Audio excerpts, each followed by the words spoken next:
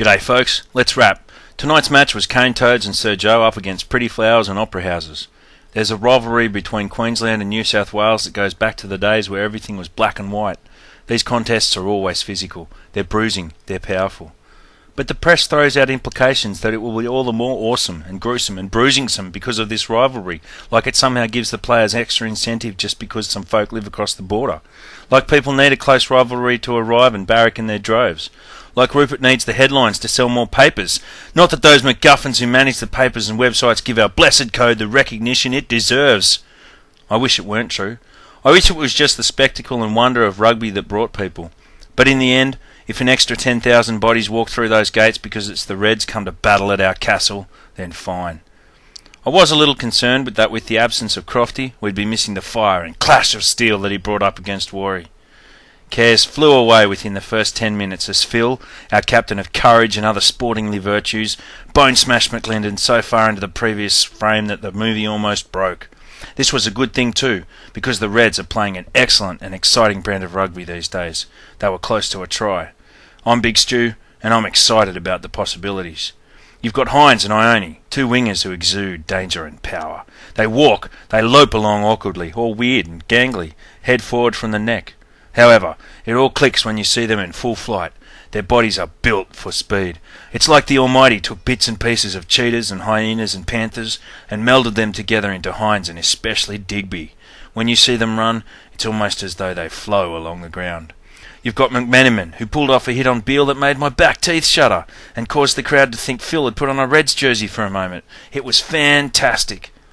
If McMenamin is the fire, then surely Berwick is the brimstone. Actually, it's the linkage between Barnes and Cooper that is exciting. Cooper had a decent night, showed his willingness to experiment, more so than Beale. Especially when this or that play didn't work, he would try another, like switching from a pincer move to a dead man's rush in full battle armour. There is no doubt, though, that the most dangerous, lethal and electric player on the field that night was Barnes. There were others of excellence, but Barnes creates opportunity. This night, this fabled and restless night, he did it more than any other player. Why was this such a good night? The game was average, in skill and application, sure, ups and downs. This was exciting because of the watchers in the stands, the crowd of onlookers, the Tars supporters who rose with one accord and roared acclamation to the heavens. Fervour and passion was in the blood, in the veins of the people that night. We leapt up and bellowed as Tahu scored. Barbecue implements were danced about as Robinson went over. There were plenty of good tar points. Turner wove magic through the centre of the field more than once. He has pace and vision.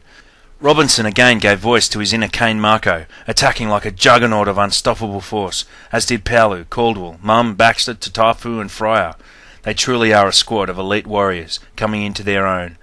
When Phil executed that tackle, the crowd went wild, bursting into Braveheart life. Again we bellowed cries of joy to the heavens as Turner soccer kicked it towards the try line, Latho style. It went awry, as the plans of men and mice often do, but what anticipation, what verve, what awesomeness! Sheehan's arrival on the field was unexpected, but injected some crazy Wolverine-like battle fury into the Tars. Burgess had another solid game. He's improving every time, like when you start drinking Diet Coke again after weaning yourself off it for a few months. But Sheehan immediately made his presence felt by heeding the advice of a Mr. Reg Rogan. And while we're on the topic of bringing back the Biff, what's the deal with Tarman? I don't care that he was given a prize for being best in class. Every time that pompous git runs out on the field and rubs another person's head in such a British Lord patronising manner, it makes my berserker rage boil over. Am I taking crazy pills? Does anyone else feel the same way? How did this game end? It doesn't really matter. Australian rugby is better off for it. Let the multitudes roar with fervour. Let the warriors be quick of mind and body. May the ticker be strong and the nous lightning fast. It is well.